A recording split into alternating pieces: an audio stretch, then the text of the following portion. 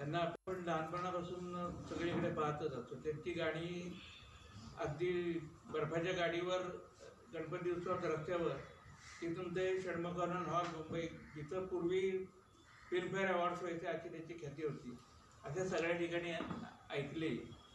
आणि भीमसेन पुण्यात असले की नेहमीच दिसायचे. त्यांची ती फियाट गाडी जुनी ते चालत असायचे आणि सहज आपल्याला दिसायचे. पण त्यांच्याशी त्यांचा दरारा असा होता की त्यांचा आवरा असा होता की आपण त्यांच्याशी बोलायला बिचकायचो, की खूप त्यांचं व्यक्तिमत्व खूप असं प्रभावी होतं. पण मला या आवडीमुळे एकदा त्यांच्याकडे जायचा योग आला आणि आत गेलो तेव्हा त्यांची तब्येत जरा चांगली होती. तेव्हा ढे आत ना ढे आत, ते असं खरग्यात बोलायचे नाही. आणि काय होतं ते काम सांगितलं आणि माझ्या गाण्याच्या आवडीमुळे मला बालगंधर्वांची काही जुनी रेकॉर्डिंग मिळाली. तर मी म्हटलं, गुरुजी तुमच्या सवडीने आणि तुमच्या तब्येतीप्रमाणे ती मला ऐकवायची इच्छा आहे. तर तो म्हटलं वा, मी केव्हाही तुला मी सांगेन, पण त्याच्यामध्ये बालगंधर्व जे गायते नृपकन्यान तव जाय, ही भैरवी आहे का त्याच्यामध्ये? तर मी म्हटलं, गुरुजी ती भैरवी त्यात नाही आहे, म्हणजे दुसरीकडे रेकॉर्ड ही प्रत्यक्ष गायलेली काही गाणी होती. तर ते म्हटले मला फार आवडते ती भैरवी. त्यांनी कधीच कार्यक्रमातनं गायली नव्हती, पण त्यांच्या बंगल्यामध्ये आतल्या खोलीत 5 मिनिटं भीमसेनजींनी मला ती भैरवी म्हणून दाखवली. गाणारे भारतरत्न भीमसेन जोशी आणि ऐकणारे मी भाग्यवान श्रोता ऐकतात. आणि मग बालगंधर्वांच्या काही हरकती सांगितल्या की नारायणराव कसे गात होते, मग आम्ही त्यांचं कसं गाणं ऐकायचो असं त्यांना ऐकलं. मला एकट्याला त्यांनी 5 मिनिटं ते गाणं ऐकवलं भैरवी. त्याच्यानंतर पु ल देशपांडेंनी एक बालगंधर्वांची आठवण सांगितली होती. तिथं सदाशिव पेठेमध्ये उपवासी विठोबा, उपाशी विठोबा म्हणून जवळ आहे, तिथं पूर्वीपासून खूप गाणी व्हायची. तर एकदा बालगंधर्वांचं गाणं होतं, वय झालेलं होतं आणि पीएल आणि भीमसेन मित्र ते शेजारी बसून ऐकत होते. असं काय गाणं चाललं होतं, ते कानावर आठवून घ्यायचे. म्हणजे मी नाही पाहिलेलं त्यांना, पण तर भीमसेन म्हणाले, पीएल हा म्हातारा काय गातोय रे, आपण काय गातो म्हणले, आपल्या तंबोऱ्याच्या भोपळ्याची भाजी करून करायला पाहिजे म्हणले, असा हा म्हातारा या वयात गातोय, असं त्यांना आदराने म्हणत होते. त्याच्यानंतर मग भीमसेनजी माझ्या मुलाची मुंज होती, त्याची पत्रिका द्यायला मी गेलो. म्हणजे त्यांचं काय कसं असेल येतील, पण त्यांच्या कानावर असणं आवश्यक आहे, आपले एवढे संबंध आहेत. तर जसं आपण हे काय म्हणतो कुलदैवताला पत्रिका देतो, ग्रामदैवताला देतो, तसं यांचं स्वरदैवत होतं. त्यामुळे म्हटलं पत्रिका गरबा गणपतीवर भीमसेनजींना पण द्यायला पाहिजे. तर आम्ही गेलो त्यांच्याकडे, पत्रिका दिली वगैरे. सौनं त्यांनी विचारलं, काय किती मुलं तुम्हाला? म्हटली एक. हड जायला म्हणले, काय कोकणाचीपणा करताय म्हणले, आम्ही बघा 11 भाऊ म्हणले, असं पाहिजे म्हणले. आणि मग हात केला आतमध्ये की काहीतरी आणा म्हणून. हात केला आणि दुसऱ्या क्षणाला परत हात केला, काहीतरी नको, ती कलकत्त्याची मिठाई आहे ती आणा म्हणले. आणि मग कलकत्त्याची मिठाई काय प्रसिद्धच आहे, मग ती आणली समोर. एवढी मोठी एवढी आमच्या बायकोला दिली, मला एवढी मोठी होती, तर ती थोडीशी खाल्ली. माझ्यासमोर संपवायची असं बायकोला त्यांनी जाऊन दिलं. त्यांचा आवरा असा होता की काय प्रश्नच नाही. त्यामुळे भीमसेनजींची खूप गाणी ऐकायला मिळाली, जवळनं त्यांना हे मिळालं. मी कैलास जीवन या औषधाच्या कंपनीत काम करतो ऑफिसमध्ये. त्यामध्ये रामभाऊ कोलटकर साहेब हे खूप रसिक आणि अनेक लोकांशी संपर्क असलेले, त्यामुळे कुमार गंधर्वांचा खूप संबंध आला. त्यांचा संबंध कुमार गंधर्वांशी 50 वर्षापासून होता. त्यामुळे कुमारजी पुण्याला यायचे, कोलटकर सरांकडे यायचे. आमच्या गरवारे कॉलेजचे प्रिन्सिपल तिरुमले सर होते, त्यांच्या घरी उतरायचे. त्याच्या आधी सी डी देशमुखांचे बंधू रामराव देशमुख म्हणून तसेच अर्थतज्ञ होते, ते इंटरनॅशनल मॉनिटरी फंड वगैरे अनेक पदांवर होते आणि कुमारजींचे मित्र होते. तर कुमारजी पहिल्यांदा त्यांच्याकडे उतरायचे आणि नंतर आमच्या गरवारे कॉलेजचे प्रिन्सिपल तिरुमले सर तेही त्यांचे चांगले मित्र झाले, ते संगीताचे जाणकार होते. आणि मग नंतर तिरुमले सरांकडे उतरायला रामराव म्हणाले, कुमार तू हल्ली माझ्याकडे येत नाही, तू माझी मैत्री काय? कुमारजी म्हणले, रामराव तसं नाही, तुम्ही मोठी व्यक्ती आहात, तुम्ही मोठ्या बंगल्यात राहता, मला ज्यांना भेटायचे ते भेटायला येणारे तुमच्याकडे झटकन येणार नाही, ते बिचकतात. आणि मला ज्या गावात जाते तिथं सगळ्यांना भेटायची इच्छा असते. कसं बसत त्यांना समजावलं त्यांनी. आणि मग चिरमुले सरांकडे कोणी आम्ही जाऊ शकतो, आम्ही नेहमी जायचो. मी 87-88ला इंदोरला गेलो होतो काही आमच्या कंपनीच्या कामासाठी. आणि तिथून ठरवलं होतं की इंदोरपासून देवास काय तासाभराचं अंतर असेल, 50 मिनिटाचं वगैरे, की कुमारजींकडे जायचं. इंदोर स्टँडवर गेलो, तिथं देवा देवा देवा अशा गाड्यांची आवाज ऐकलो. देवा म्हणजे देवास. ते देवास देवा देवास करताना ऐकू येतं देवा देवा देवा. म्हणून मी कुमारजींच्या घरी गेलो. त्यावेळी फोनची काय पद्धत नव्हती, फोन करून या वगैरे असं. म्हटलं काय आखलून देतील फार तर काय होईल.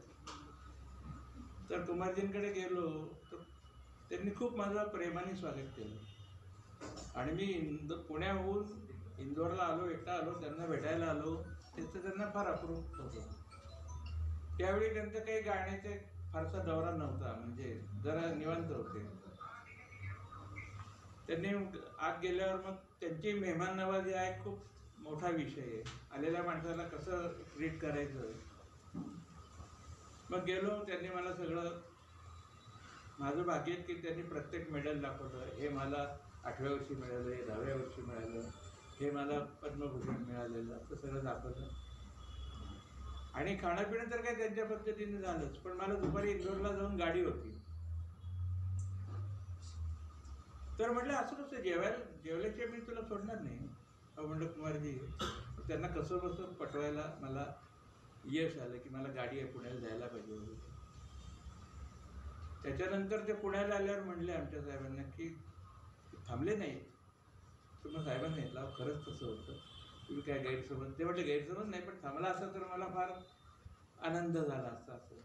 आणि कुमारजींचं असं होतं की ज्या प्रत्येक गावात त्यांचे मित्र होते, ते त्या त्या गावात गेले की सगळ्यांकडे जर भेटायला जाणं शक्य नसेल तर एका कोणाच्या तर घरी सगळ्यांना बोलवायचे आणि मग त्याप्रमाणे भेट व्हायची. त्यांचे आर्किटेक्ट एवढे फॅन होते की त्यांनी आर्किटेक्ट मित्रांसाठी एक फक्त मैफल केली. फक्त त्यांचे आर्किटेक्ट मित्र एवढे आले होते. आणि चंदीगड शहराबद्दल त्यांना खूप अट्रॅक्शन होते. सगळं नवीन वसवलेलं शहर आहे. तर त्यांनी त्या चंदीगड शहरावर एक बंदिश केली की याचं स्वरूप कसं आहे त्या अर्थाची. नाहीतर ते म्हणायचे पूर्वीच्या सगळ्या शास्त्रीय संगीताच्या बंदिशीमध्ये सास, ननंदिया आणि सौतन याच्याशिवाय काही नसतंच म्हणजे. तर मग त्यांनी अनेक ऋतूच्या बंदिशी केल्या, दिवाळी आणि पाडव्याच्या सणावर बंदिशी केल्या, चंदीगड शहरावर बंदिश केली, कैलास लेण्यावर एक बंदिश केली आणि ती सरकारची परवानगी घेऊन पहिल्यांदा कैलास लेण्यामध्ये सादर केली की ये जे तोरे रूप धन आहे, म्हणजे तुझं रूप किती धन्य आहे अशा पद्धतीची. त्यामुळे कुमारजींची परिचय आला. कुमारजींची खूप गाणी ऐकली. त्यांचं दादर माटुंगा कल्चरल सेंटर मुंबईचं जे एक प्रसिद्ध थिएटर आहे तिथं सगळी चांगली गाणी पूर्वीपासून होतात. तिथं कुमारजींचं सकाळचं गाणं होतं. आम्ही पुण्याहून गेलो होतो आदल्या दिवशी दुसऱ्या कामाला. तिथे गेलो तर तिकीटं संपली. मग काहीतरी करून विजय सर देशमुख आमचा मित्र, त्यांच्याबरोबर तंबोरा राहायचं, त्याचं नाव कोणाचं नाव सांगून आत गेलो. आम्हाला जायला मिळालं. त्या मैफलीला प्रेक्षकातले निम्मे गायकच होते. जे प्रभाकर कार्यकारांपासून सगळे असे मुंबईतले की आपण पूर्वीची जी वर्णन ऐकतो, भास्करबुवा बकले, रामकृष्णबुवा वजे यांच्या ज्या मैफली व्हायच्या, निम्मे अर्धे गायक वादक असेच असायचे. तर त्या मैफलीला तसे गायक वादक आलेले होते.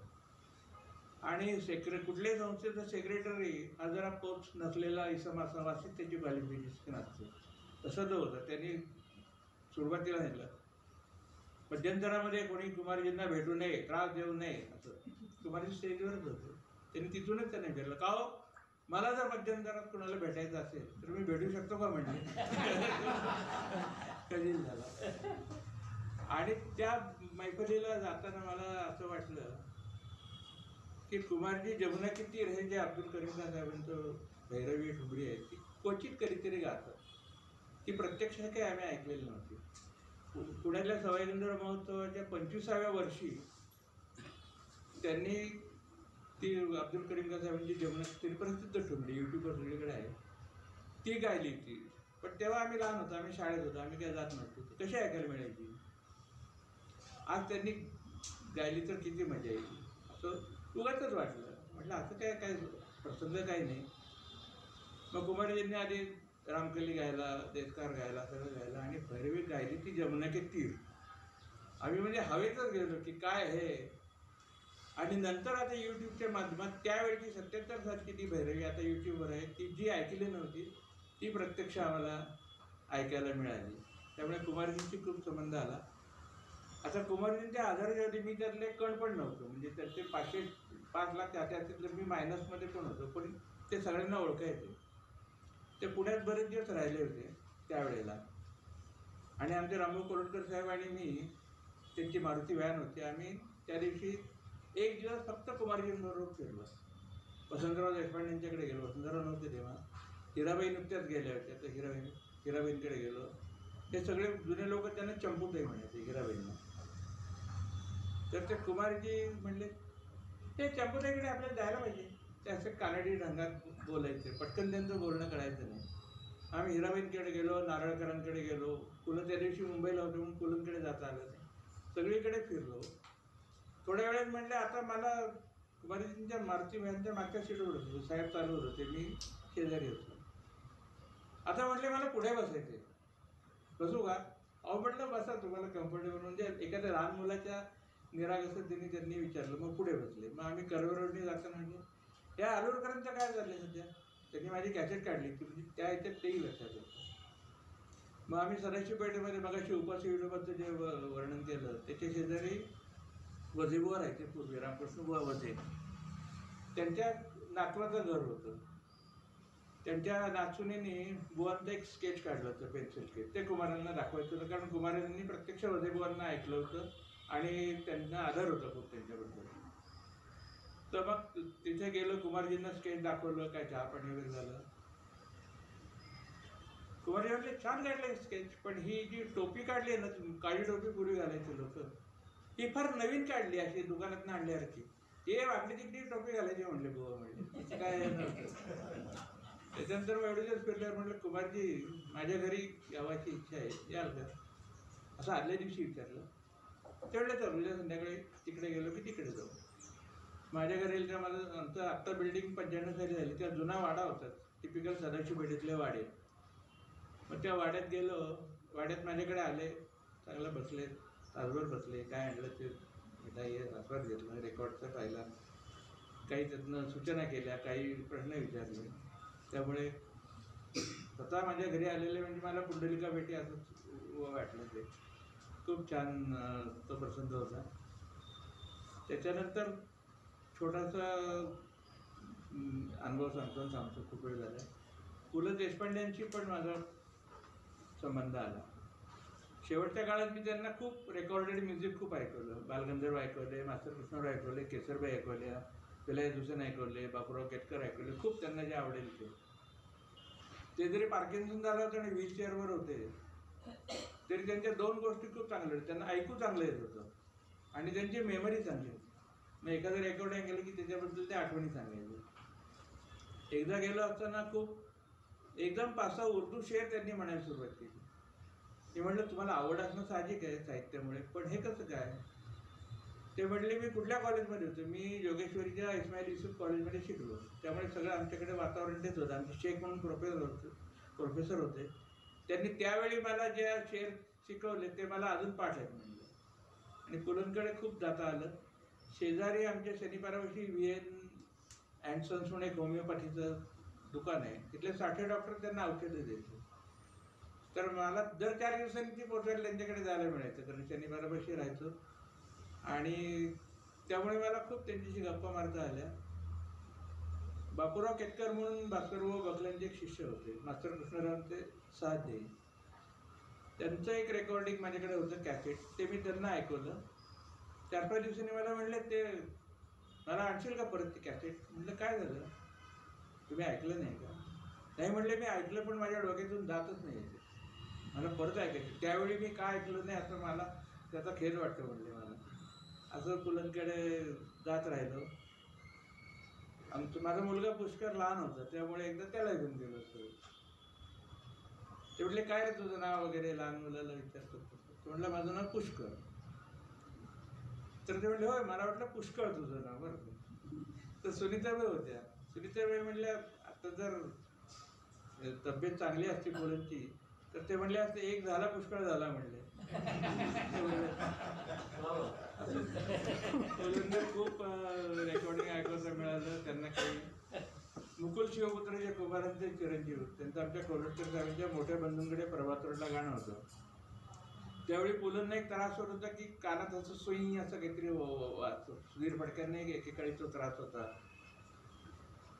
तर मी निरोप द्यायला गेलो की मुकुलचं त्यांचं प्रेम होतंच की प्रभात रोडला या कोहिनूरच्या समोर मुकुल शिवपुत्रचं गाणं आहे तर तुम्ही या आपण तुमची तब्येत वगैरे बघून पण तुमच्या कानावर असावं असं म्हणून मी निरोप द्या. तेवढी आला असतो रे पण माझ्या आता कानावरच काही येत नाहीये. तू कानावर घालायला आलाय पण माझ्या कानावरच येत नाही. असे अनेक समृद्ध अनुभव मला मिळाले. त्या लोकांशी जवळून बोलता आलं त्यांच्याशी. त्यामुळे 4 शब्द मी आपल्याला सांगतो. वेळ झाली. धन्यवाद.